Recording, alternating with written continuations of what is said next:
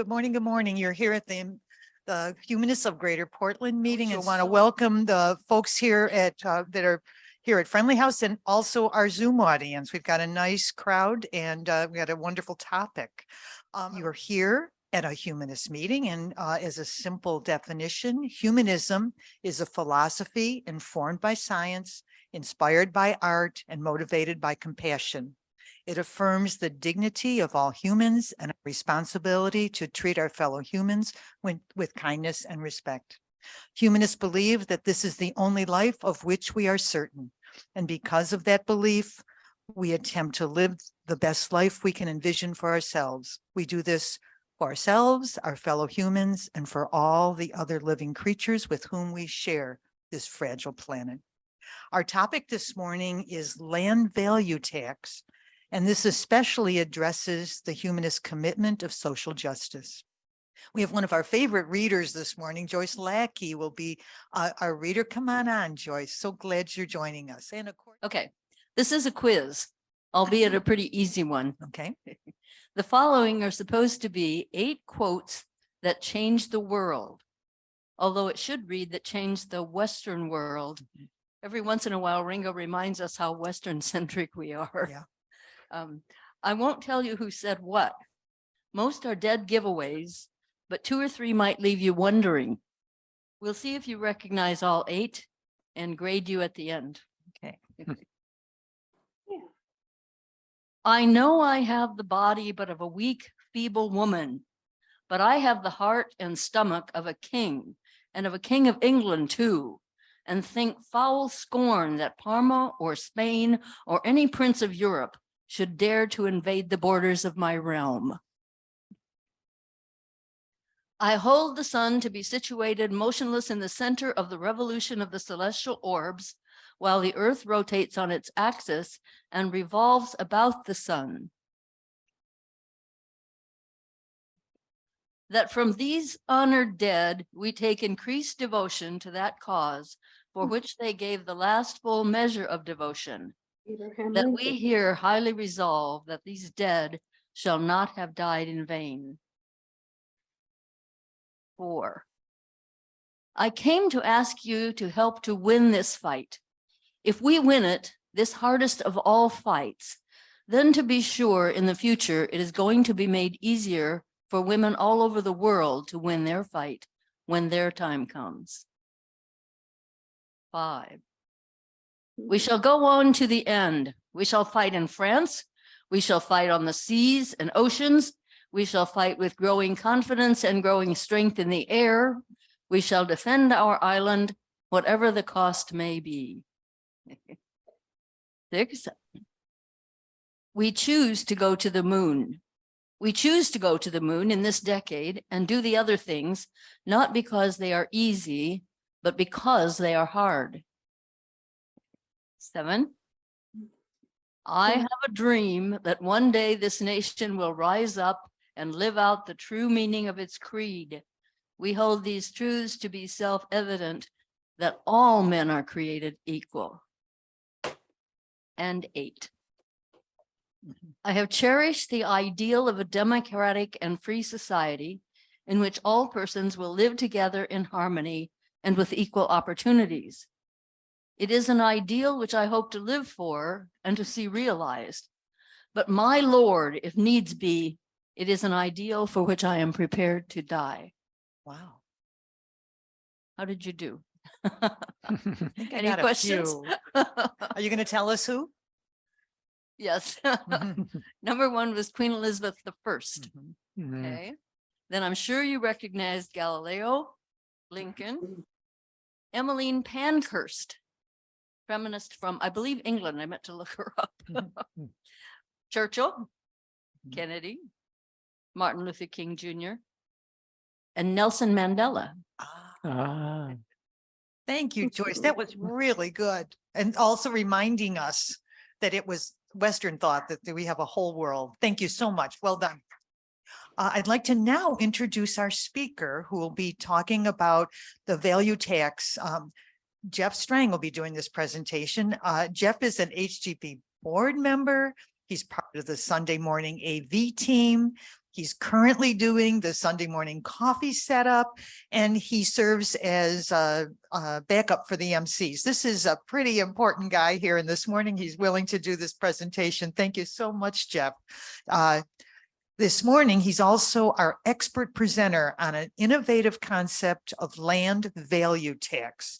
Jeff has been studying Oregon property tax for over 20 years and has served as chair and secretary of Common Ground Oregon, Washington, which advocates for reasonable taxation of private use of natural wealth. Thank you, Jeff, so much for doing this for us. Thanks, Helen. Yeah, I'm in here presenting kind of at the last minute because our normally scheduled speaker couldn't be here today. And it just so happened that I gave an interview on KBOO radio on Thursday morning, which was the Keeping It Real program. So I'm kind of primed to give this presentation anyway. And so it's nice I was able to fill in at the last minute. So this topic is Oregon residents' dividend funded by a land value tax. And a land value tax can apply to any jurisdiction, but I just have been a resident in Oregon for 40 years. And so I'm most familiar with Oregon.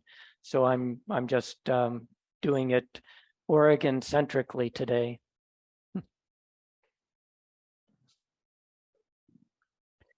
So in the Oregon Constitution, we have a couple of sections, and in my mind, they conflict. But Article 1, Section 20, and this is in the Bill of Rights, so you might think of it as the kind of a more foundational section. Article 1, Section 20 says, no law shall be passed granting to any citizen or class of citizens privileges or immunities which, upon the same terms, shall not equally belong to all citizens.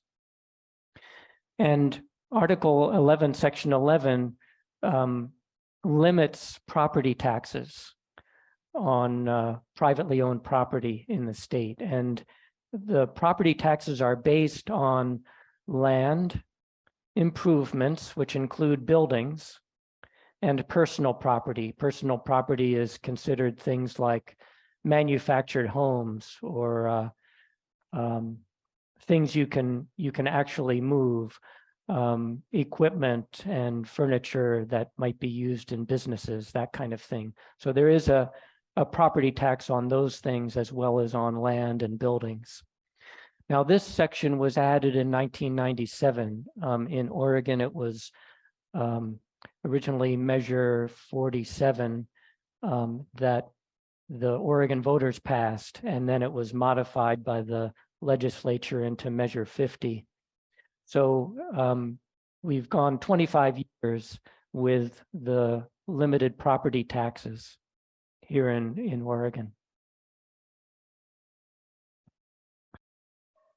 The difference in the components of a property tax is interesting. So for land in economic terms is inelastic. So we don't easily increase the supply of land. So it's pretty much fixed. So what that means is if people want to buy and own land, then in a jurisdiction, if the land is desirable, the price goes up. And on the other side, if the location is not desirable, like there's pollution and slums and that sort of thing that develop, then the price comes down. So it's a kind of a direct relationship there. So increased demand results in higher price or value.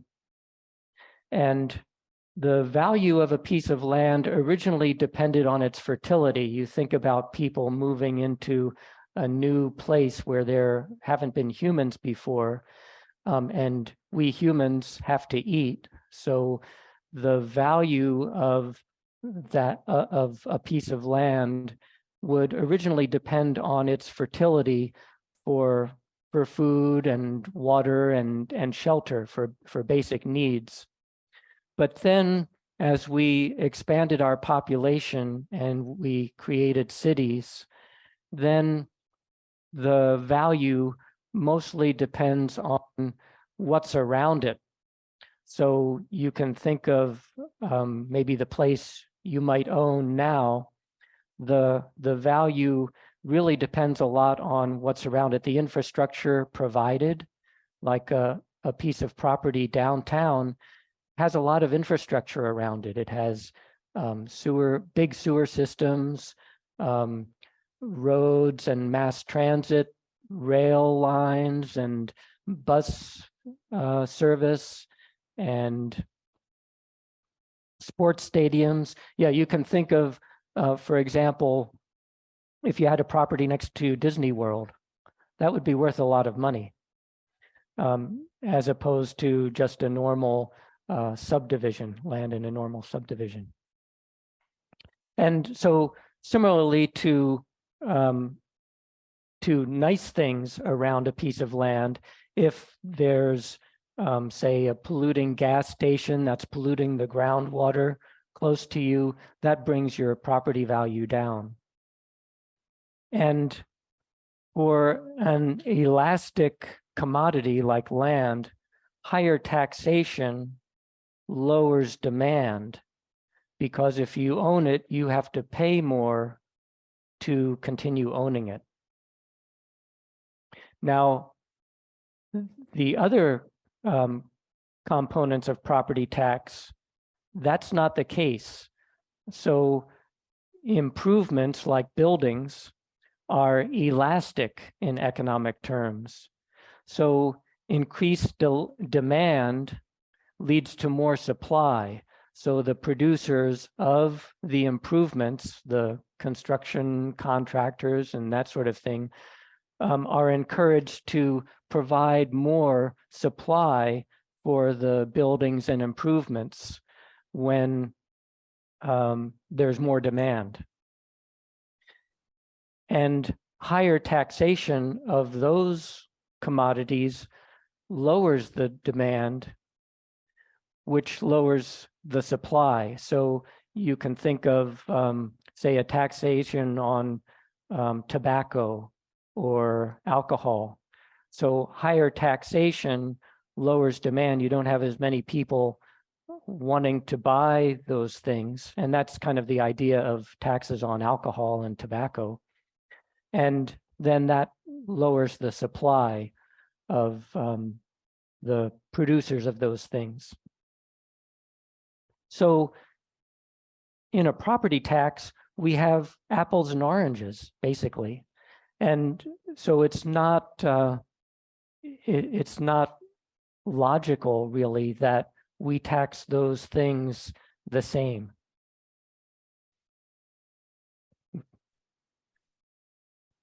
So for Oregon property taxes since 1997, we also have another problem. Not that we're lumping land and improvements and personal property, but we have this artificial system called assessed value. And it partly depends on how long somebody has owned a piece of property.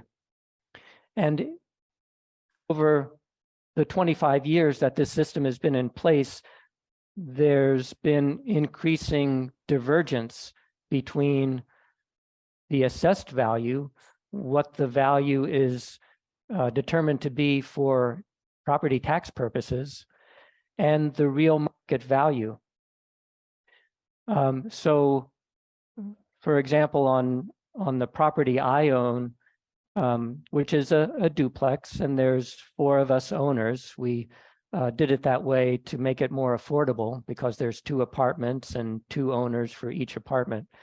So it's valued at more than just a single family home. But the real market value is about $600,000 and the assessed value is about $200,000. So they're very different. And then the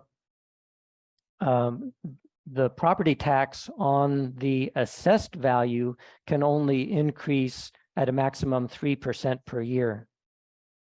So this is why the 2 numbers diverge over time, because Portland has been a desirable place for people to buy and own in. And so the property values have gone up quite a bit more than the assessed values over time. So even though there's a limit on the taxation of assessed values of rising 3% a year, the assessed values on average are effectively 1% per year on real market value. But that low property tax on property has allowed an average 6% per year land value increase in Oregon over the last 25 years. And that's also highly variable. So in Portland, it's about 10% per year that the land values have risen per year in the last 25 years. And in rural Oregon, they haven't risen as much. So it's the difference, again, between demand for property, demand for land. So land value increase, that 6% per year, benefits some Oregon citizens and non-Oregon citizens, those who own land and property, over other Oregon citizens. So you remember in the Oregon Constitution, it says, we shall not grant privileges to one class of Oregon citizens over another group of Oregon citizens. But because our state borders are fluid, we allow people from outside to own land in Oregon. It's those people with capital, essentially, that can buy land in Oregon and see that big increase in their wealth over time. And that wealth is unearned, like we were, like I was mentioning earlier. The main component of land value is in the surroundings, where the land is located. You hear location, location, location. And that's really true these days, that it depends on, for the most part, the surrounding properties and the laws in place, like the zoning laws that are in place. So one zoning law might limit what you can build on a piece of land. And if that changes, like recently in Oregon, we've passed a law that basically throws out any single family residence zoning. And so now we can have multiple dwelling units on a piece of property in Oregon. And so that legislative change changes the value of the land. So suddenly, now that I can build a structure with more dwelling units, that land is more valuable because I can house more people that can pay rent to me. And so the land becomes more valuable. And for example, in my neighborhood a few years ago, there was a developer who bought 3 or 4 properties. I think it was 3 properties across the street from a commercial block. And then he petitioned the city council to change the zoning from 1 dwelling allowed on 5,000 square feet of land to 1 dwelling on 2,500 square feet of land. So suddenly his land doubled in value because his 5,000 square foot lots now could have 2 dwellings on them instead of just 1. So that doubled his land value because he was able to build structures that house more people. And the main value in that property is in dwelling units, residential dwelling units for people to live there and shop across the street. So because it was across the street from a commercial block, then he was more easily able to petition and get that zoning change passed.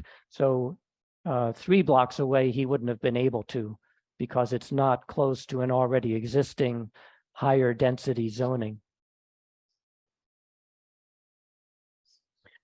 So here's a little bit of history about Oregon land ownership. In the 19th century, of course, the Native American population was decimated by European Americans, and that population was moved to shrinking reservations in less desirable locations. So the more fertile areas, like in the Willamette Valley, they were reserved for incoming European American migrants in that romantic wagon train time of the Oregon Trail. And one of the major pieces of legislation that was involved here was the Donation Land Act from 1850, which granted 320 acres for every white man and 320 acres for his white wife. And as a sidebar, this was, I understand, the first land act that allowed a woman to actually own land.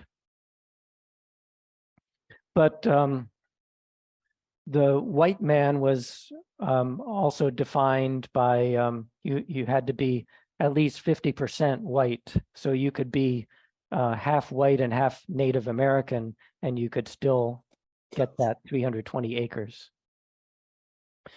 And then in the 20th century, well, in the 19th century too, for other reasons, but in the 20th century, African Americans, Chinese Americans were denied land ownership, and Japanese Americans interned.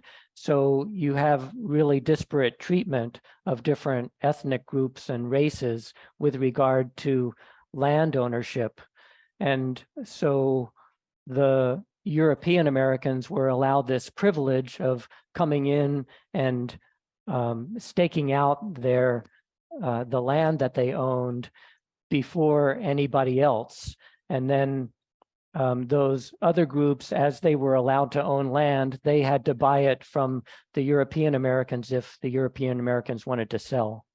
So it was a big benefit to European Americans as opposed to other groups.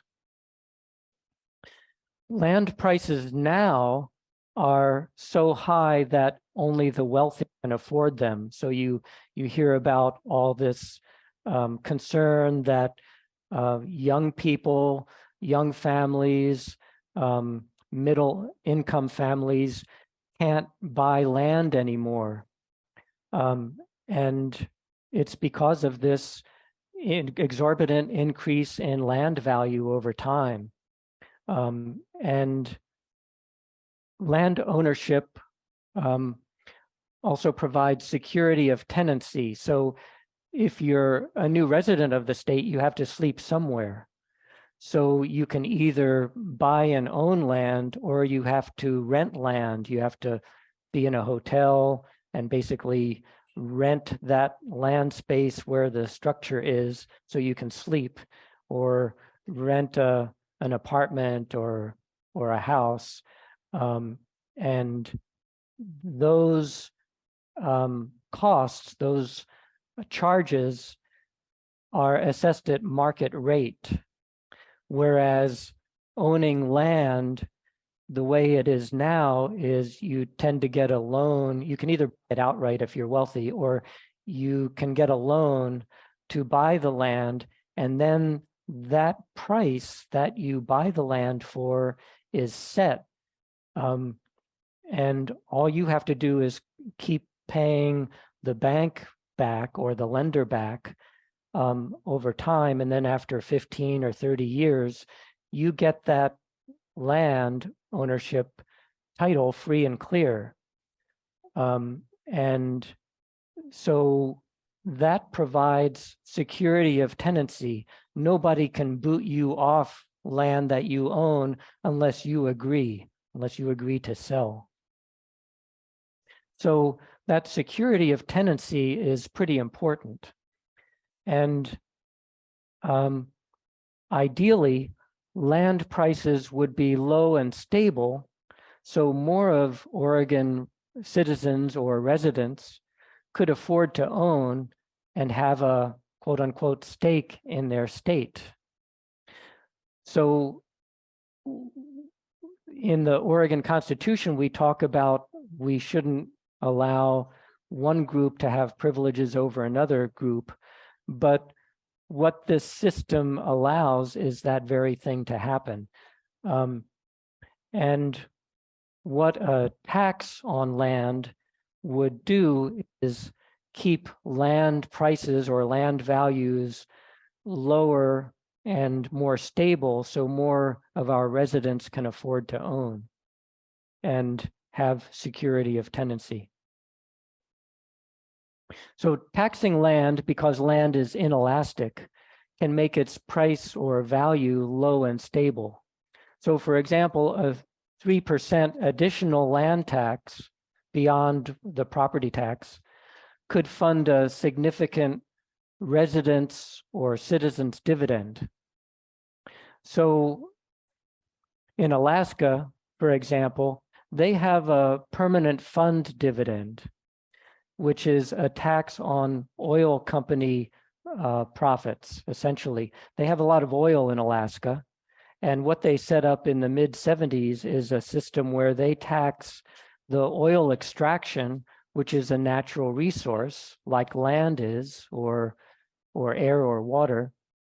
And so they normally are able to give out $1,000 to $2,000 per year to every resident.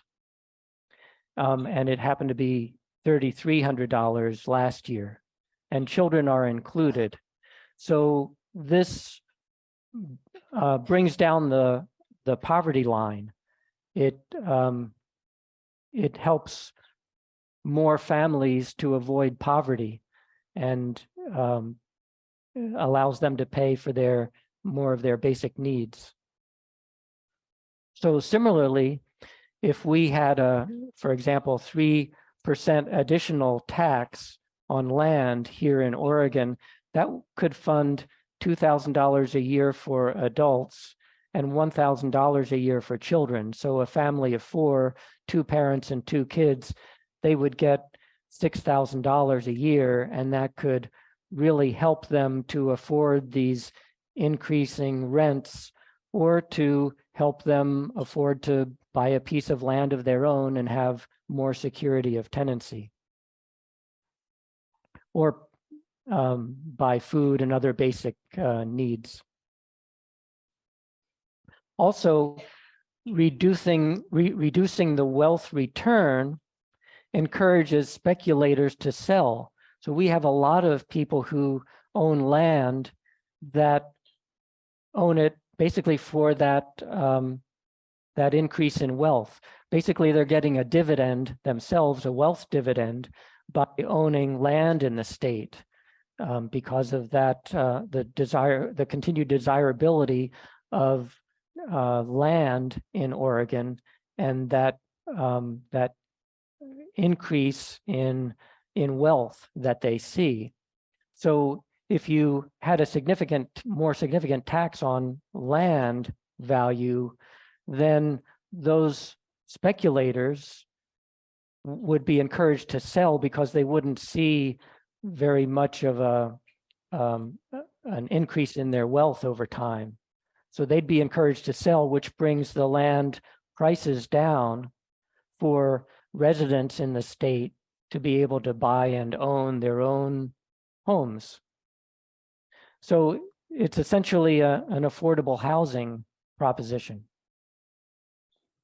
In his book, Capital in the 21st Century, Thomas Piketty recommends a 4 to 5% wealth tax because of the that benefit in capital return that wealthy people see. So for the social good, he recommends a 4 to 5% per year wealth tax. So the wealthy aren't encouraged to just accumulate more wealth and on into ad infinitum, but it shares that benefit of return to wealth with the wider society. So a land value tax, it could go to government coffers or whatever the government decides to do. But residence dividend is nice because it directly benefits the Oregon citizens. So it increases the pool of land for Oregon citizens to own because speculators will be encouraged to sell. And it shares the commonly created land wealth increase with renters and homeless. So the renters and homeless would be getting this residence dividend.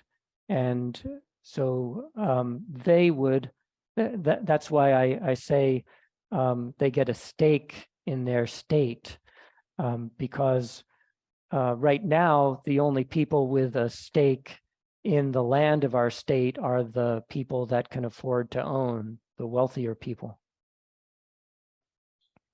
And a qualification of a Oregon resident or Oregon citizen could be set at 1 year or more. That's what they do in Alaska, that new arrivals need to have some time before they become eligible for a residence dividend. Because we don't want, people flooding Oregon just to get this dividend. And while we're at it, what about nonprofits? Nonprofits, like lots of churches, are currently exempt from property tax. Nonprofits like Friendly House too, but the problem is nonprofits don't have to pay any property tax, and so there's no charge for them to contribute to the wider society. And so wouldn't it be nice if they paid 1% anyway, which would add to the dividend? And yeah, this would be a extra charge for nonprofits, but donors who are people who would be getting this dividend could simply donate more to the nonprofit or land value tax of, say, 1%. And nonprofits should also contribute to the wider society, like all the churches that own land. What about low income, low wealth owners? There's a lot of people that own property now that are low wealth and low income. So part of this proposal is to allow more tax deferment until that piece of land is transferred or bought by somebody else. So with this exorbitant increase in land value over time, people that bought maybe 30 years ago that are low wealth and low income, when they sell, they're going to get a lot of money for their property. Even if their building has run down, their land is worth a lot, especially in the cities. So they could allow the land value tax to be deferred until they actually sell or transfer, and then they'd get that that big chunk of capital in from selling their property. And just for a little illustration, a typical 5,000 square foot Portland lot, residential lot, was $30,000 in 1997 and $300,000 today. So that's 10% a year. And of course, that's more desirable than rural properties that would that have a smaller increase in their value or their price. But this gives you an illustration of a typical lot in a city in Oregon. So a lot of us at Common Ground, the organization that I'm involved with that promotes this concept, we think that's just too much of an exorbitant increase, and so want to share that wealth with the residents of the state. So won't mentally dysfunctional indigent people use the money to buy drugs and booze? Well, to help with that, there could be some strictures on the dividend. So for children, for example, half their dividend could be put into the Oregon College Savings Plan to invest in their future. And the dividend could be issued on an Oregon Trail card, which is the card that food stamps recipients gets. So purchases can be tracked and regulated just to let people spend on basic needs and not buy drugs and booze. And so it could be restricted also to housing. So rent is part of basic needs, but it could be on an Oregon Trail card to track it. And accountability would be there because every resident would be registered. So it's just like having an Oregon ID card. Every resident would be registered to be able to receive this dividend. What would landlords do? Well, for apartments, land is used more efficiently. So you think about a piece of land where there's a multi-story apartment building, like a 4-story apartment building. Each renter's share in that land is less than a 5,000 square foot piece of land with a single family house on it, because you're densifying the number of people on that piece of land.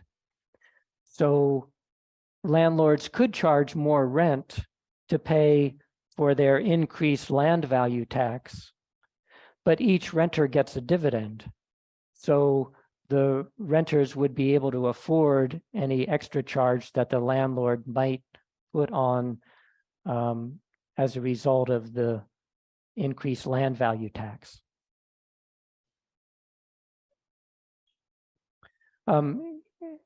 Now it's time for questions or comments, and I put a couple of questions up here to get us started. What about ranches, farms, and forests?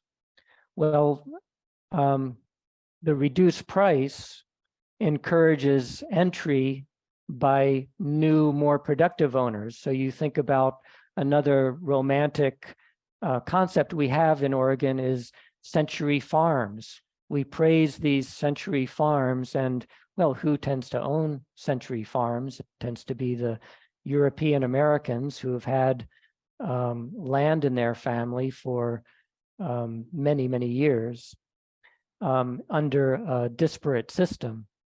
So reducing any value, any exorbitant land value increase encourages purchase or entry by new, more productive owners. And family farms and ranches are encouraged, so it would encourage more splitting up of large pieces of land as institutional investors, capitalists basically, own land like farmland and forest land, not just for the production of commodities, but also for the increase in the land value over time. And then this is something I touched on before. Won't people flood to the jurisdiction, flood into Oregon for the dividend? Well, people might be more encouraged to move here, increasing land prices, but the dividend also gets increased because again, because land is inelastic in economic terms, the more demand you have for buying land and the more pressure there is for land prices to rise, that also increases the dividend. So that's why if there's more people that move here, it won't take away from the people already here getting a dividend. Jeff, you've given us a lot to think about. It's complicated and but it's really interesting to see the current tax system and in many ways how unfair it is to so many people. Also looking at our homeless situation, which is destroying our city in some ways. I mean, harming our city. So thank you so much. Thank you so much. We're now open for questions, and I'm going to read Kathy's question to start. And I think you've gotten it a little bit, but I think a little bit more. Mm-hmm. How do Alaskan dividend recipients typically spend their dividend? And how much is spent in less healthy ways? Do you have any facts about that? Yeah, I didn't look that up, so I don't know about that. I think we can find it pretty easily on the internet when we look up dividend and what political action there is around that. Any, for example, political pressure from the conservatives. Yeah. But I don't think there is much because people like their benefits. Mm-hmm. I can share my brother and sister-in-law lived in Alaska for 10 years and had 2 little children while they were there. And that money, they put a lot of that money away for their kids' colleges. And I know they used it towards buying a house. They left Alaska and moved to Buffalo, and of course had to change their residency for that reason. But they put that money to very good use, including buying some property up in Alaska, which so it's kind of interesting when I heard that they use that money quite frugally, actually. Okay, we've got some questions. So Richard, it looks like you're first. Go ahead. Yes, I actually had 2 questions. One was we all know that the majority of the wealth of the country is owned by a very small fraction of the population.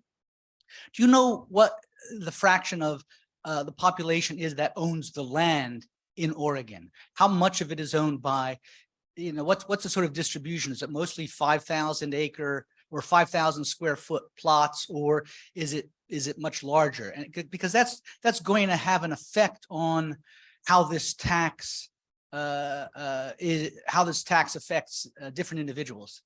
So that was my first question. And the second question was, are you certain, or what evidence is there, I should say, that increasing the tax on land will actually reduce the rate of inflation on land, or the cost of the land, because one might argue that if you have increased tax on the land, there would be greater economic pressure to increase the price of it to pay for the increased tax. And those are the two questions I have. Well, I think I'll do the first one, the second. So again, in economic terms, land is inelastic. So the increased tax, like a 3% tax on land, means that it's a detriment in some ways to holding on to that land, because the owner has to pay extra for holding on to that land. And so the owner doesn't keep on selling that land every year. The owner only buys and sells land normally once in an owner's lifetime. So the person who buys that land, knowing that there's that extra land value tax, wouldn't want to pay as much for that land as in the past, because that new owner knows he or she will have to pay that extra land value tax into the foreseeable future. So that keeps the price lower than otherwise. Well, I think what you're saying is where has something like this been done before? That's a very interesting theoretical argument, Mhm. but is there actually any evidence that that happens? Yeah, well, in some places, some jurisdictions, there is a similar kind of system in place, like in some cities, some small cities in Pennsylvania, in Hong Kong, in Singapore. They have a similar system that shares affordable housing more widely than we tend to do in the US. In Vienna, there's a similar system that doesn't allow owners of residential land to reap this huge increase in land value over time. And then the first question, I haven't seen any study that has found what the different ownerships are of land in Oregon, but just some anecdotal evidence that I've seen in the last 20 years is that as the land prices have gone up, the people that tend to buy residential land are investors, and they convert homes into rentals. So that's the tendency, because of that high increase in land value over time, that it removes land from residents and puts it in the hands of investors. Okay, thank you. Let's see, our number 2 question here at Friendly House. Is that you, Joyce? I think so. Thank you, Jeff. I know that you spoke on this topic here several years ago, and that you and your group you're calling it Common Ground, I believe, have been lobbying the legislature for years to get this concept accepted. And so I'm wondering, what is the major obstacle that you run into in the legislature? And does it have to do with the whole capitalist, communist, oh no, we wouldn't want any communistic or socialistic program like that to go through in Oregon? So what is the obstacle? Yeah, excellent question. Yeah, I last gave this presentation 10 years ago to HGP. And around that time, we were still trying to get some interest in the Oregon legislature. And I'll give you an example. So I met with my local Oregon representative, and she said, well, why would I want to vote to increase my own property taxes. She owned a 5,000 square foot lot with a home, and well, why would I want to, and she's a progressive Democrat, why would I want to increase my own property taxes? Okay. Dave McMillan has a comment. He's put in chat. Henry George came up with the idea of land value taxation in 1879. It makes so much sense and would help eliminate blight and unused buildings or property. And he had a link to the Wikipedia. Yeah, and I'll just make a little comment. In the 20s, there was an Oregonian, William U. Wren, U capital R-E-N, that tried to get this in Oregon. But in those days, they were trying to replace all the other taxes with a land tax. And these days, we recognize that we need of taxes, because the purpose of taxes is to tax negatives in society. So it makes sense to have a significant tax on tobacco and alcohol and these things, more consumption of in our society. So single tax, as they were promoting, we're not promoting that at all. Thank you. Our speaker number 3. Yeah, having come from Germany, considering all the bad things Hitler did, one of the good things he did was he outlawed the selling of property for more money than you paid for it. And they'd have a building board, and if you put 10,000 marks worth of sidewalks and curbs or made improvements, you could go before the board and they'd say, yes, you did. You can't ask 10,000 marks more. That put an end to speculation and kept prices down and kept, well, now I think we have the problem at an international level is that other countries, millionaires and billionaires are investing in our apartment complexes as a place to put their money as a safe place to put their money. And then they can come to the United States when there's a revolution in their country and be fat cats. So I think that's a good idea, is to limit the expansion except for if you make an improvement. So that could be a matter of law. Thank you. Your thoughts on that, Jeff? Thanks, Ted. Yeah, and improvements, again, are a different kettle of fish than land. So if you make an improvement on your property, like you put an addition in, then sure, that makes the building more valuable, and you should be able to sell it for more money because it's more desirable. But the land is really different. An improvement, we don't want to tax so much because we want to see more improvements, like this recent Oregon zoning change, that single family zones are no longer allowed. That allows for a lot more construction, and that's what we want to see. So why would we want to tax that more?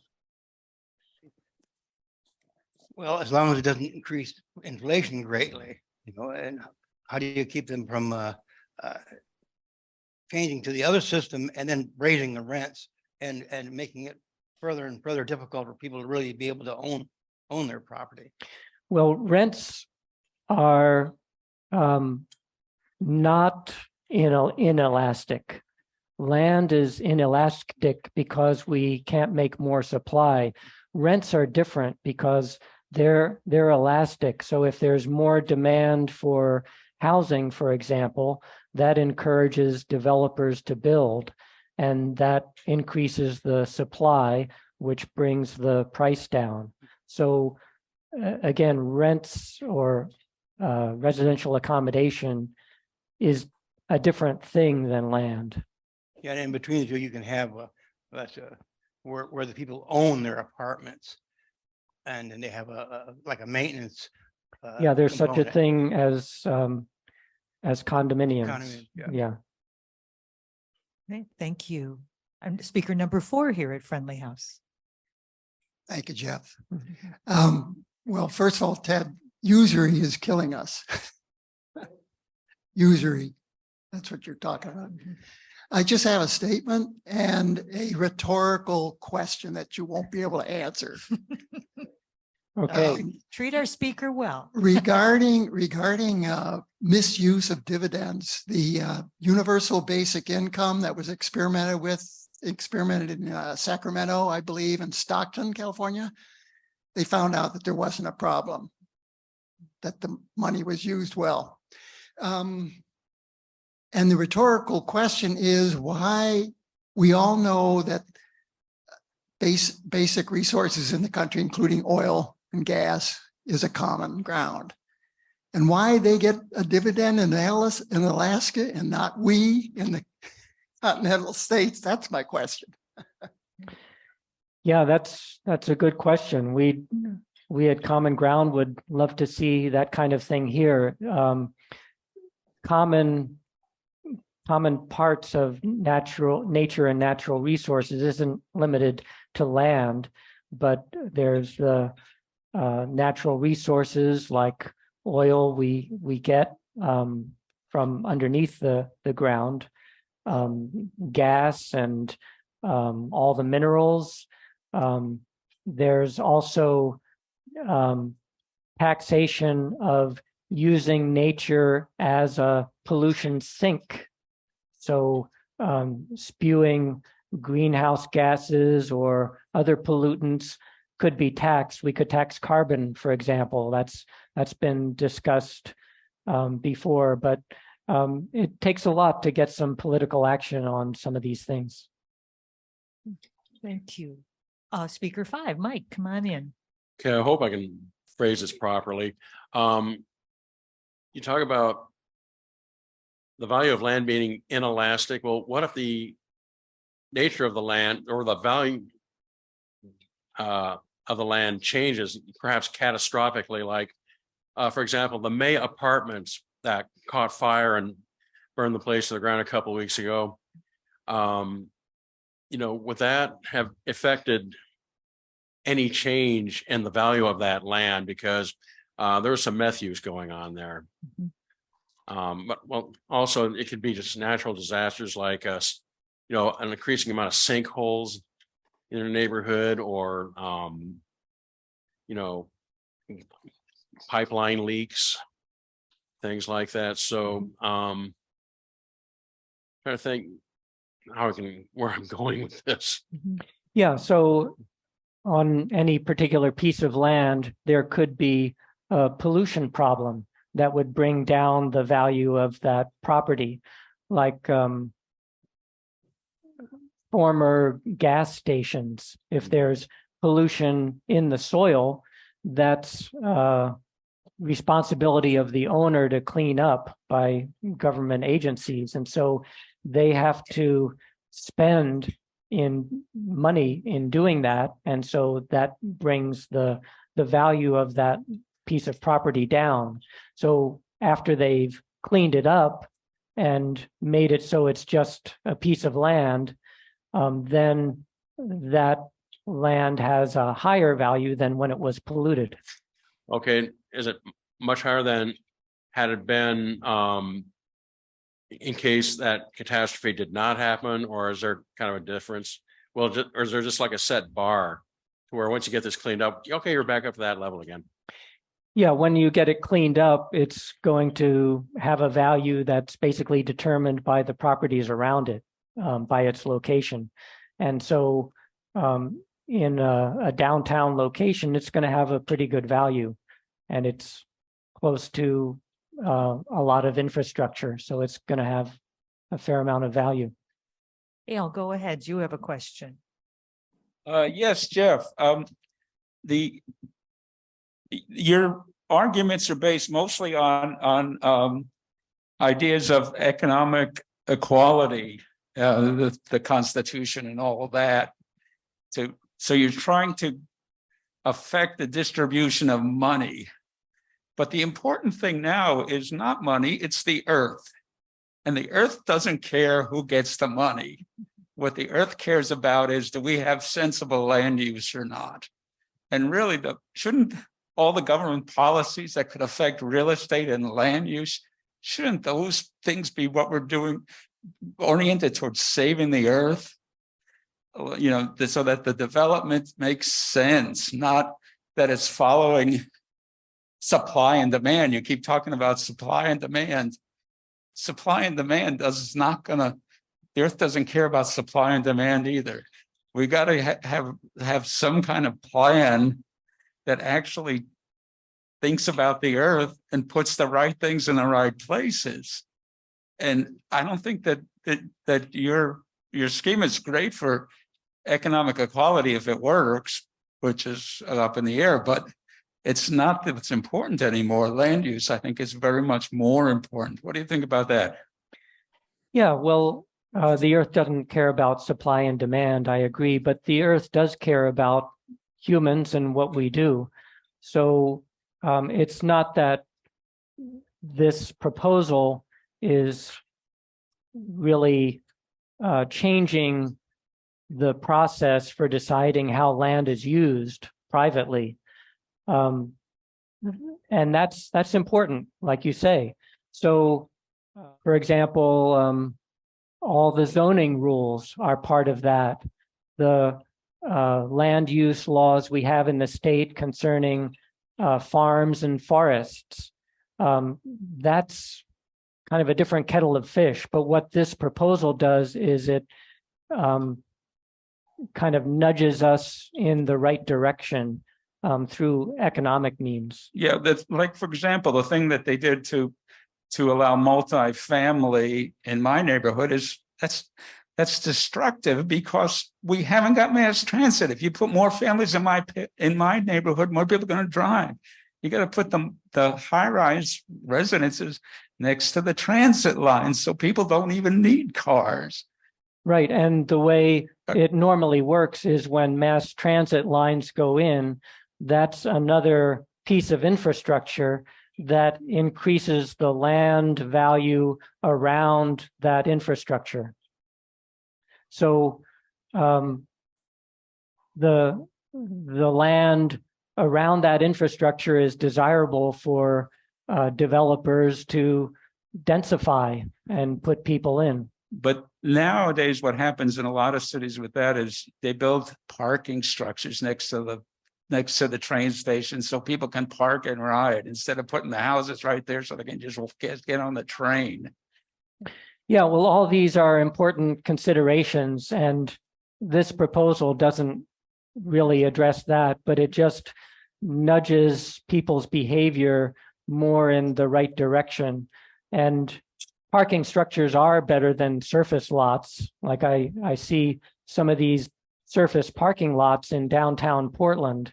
And again, those owners can hold on to those empty lots because they're seeing a good increase in their land values over time.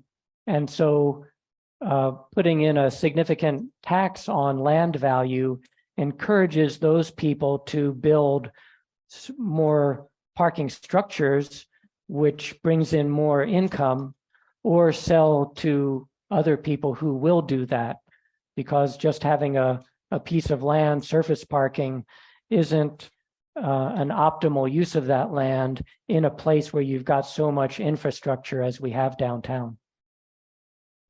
Richard, thank you, Jeff. Richard, you have a question. Go ahead. Yes, it was brought up by one of the previous questioners about the implications of this type of tax versus other taxes.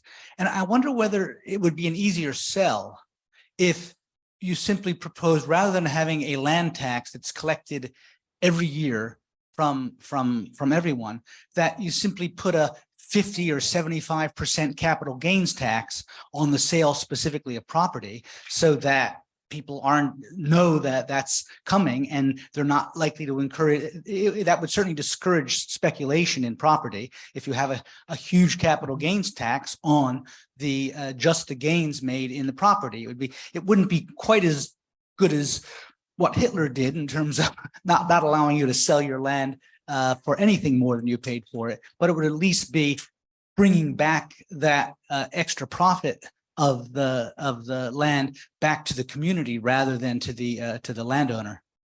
Yeah, I think that could be another way you could do something like this. Jeff, you've been at this a long time. Like you said 20 years, and I know you spoke to us about 10 years ago about this. Mhm. What progress has your coalition made? Well, we've given up on the legislature as far as this goes, and I'm the main proponent in our organization for this proposal. In fact, I want to out some pamphlets. Okay. Very good. Get the word out there. Yeah. But I think we're at the point in the evolution of the Article 11, Section 11, Oregon Measure 50, that was put in place 25 years ago. I think we're far enough down the road so people can see the inequities pretty well.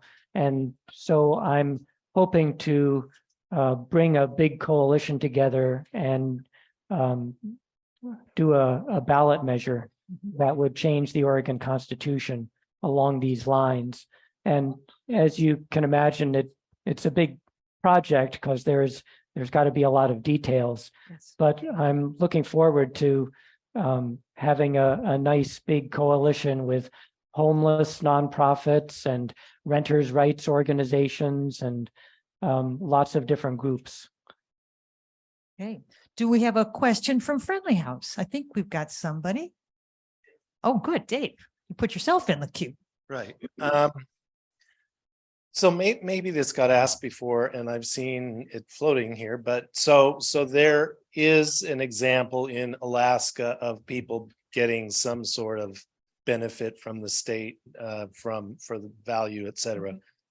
So have number one, have we seen how that has affected speculation from out of state? Did it lower out of state speculation to only have that going to in-state people? Number two. Wait, Dave, let him answer that question. Okay. Okay. So the dividend in Alaska comes from a different source. So it's just on the oil company profits. Right. Okay. So it doesn't deal with the land values. Yes, Yeah. so that was in a sense a silly question. But number two, as far as do they get that as cash or do they get it on some sort of like a SNAP card or something like that their spending is controlled? Do we know how that's gone toward drugs and alcohol or useful things? Yeah, I don't know the particulars. I thought they got a check. They do. Yeah. Now, this is old school. My brother's been gone from Alaska for a while, but they got a check for mom and dad and for 2 children. And it was very well received. I'm reading a book called Rough Sleepers. It's the recommended book for our book club, HTP book club. And they're a study from the 1980s it's a story about true story about what's going on, what went on in Boston and the homeless, and the money that these homeless folks are received in Boston, they put to good use. They didn't go to drugs and alcohol. It went to try to find a place to live. Mm-hmm. Kind of like what Richard was mentioning about some of the studies on a basic income. Yeah. And I think Leslie or Ted. Yeah. Leslie. Oh, Leslie. Let's see. The other issue was, as far as the land use planning, et cetera, the stuff that Al was talking about, it seems to me that this could be used for that. I mean, you could tailor the tax on a certain property by how that property was used. And so, if someone was trying to build something in a particular part of town that you felt would have been more useful in another part of town, I suppose you could tailor the taxes so that would not be as financially rewarding in that area or something. Yeah, I guess so. But a nice, simple way to do this would just be on real market value. I think one of the problems with some of these government systems is they're just too complex. You know, Jeff, we're seeing such a change in our city right now, post-COVID. Property values are going down in inner city, Portland, because of some issues that are, you know, people are leaving. There's a lot of buildings empty that were office spaces. Last week just recently, Dr. Schmidt did this, you know, the kind of the transition out of capitalism. This seems like such a big change, but these kinds of ideas are so necessary as we are heading into some real issues, some real problems that have to be solved. Mm-hmm. And so you're working towards bringing partners together, coalitions together. Yeah, that's the challenge, and I think where this is going. Of course, seems like I'm the main proponent of this, and I have a lot of other irons in the fire with closer to home with, for example, helping the members of a Somali American family I'm part of, etc. So we'll see how far I get down the road of doing this more wholesale project as opposed to a retail project with individual people. Right. Those kinds of people, the kind of person you are, they're called spark plugs. They're the ones that get things done by just hanging in there and doing it. You've done that for HGP for decades. And I hope you know how much we appreciate you and all you do to make this world a really better place. You are a humanist. Thank you, Helen. Yeah. Yeah, that's another important cause is Yeah. humanism. Yes. Thank you so much. Oh, we got sorry. Got a question. Go ahead, please. I don't know if it's a question. Oh, no, just go ahead.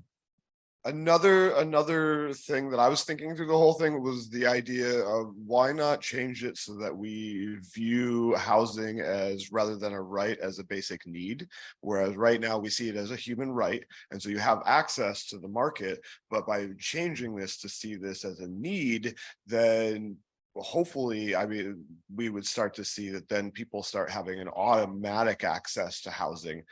So those were like maybe kind of not necessarily what we're talking about, but a different way of looking at this idea of taxation and changing how we use land. And I also wanted to make a comment about questions people were asking with the stipend, the homelessness and the obstacles that we face are something that's very important to me.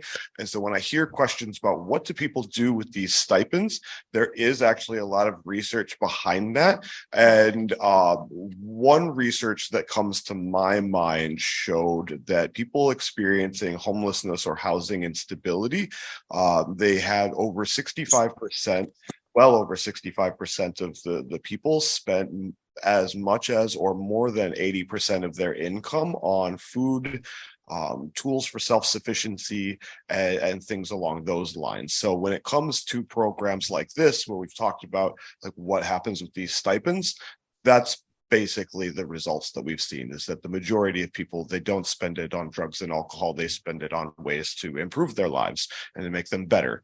Thank you. Thank you. Thank you for sharing that. And thank you, folks. Any other questions from our audience, either here or at?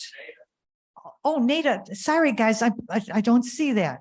Go ahead, Nada, come on in.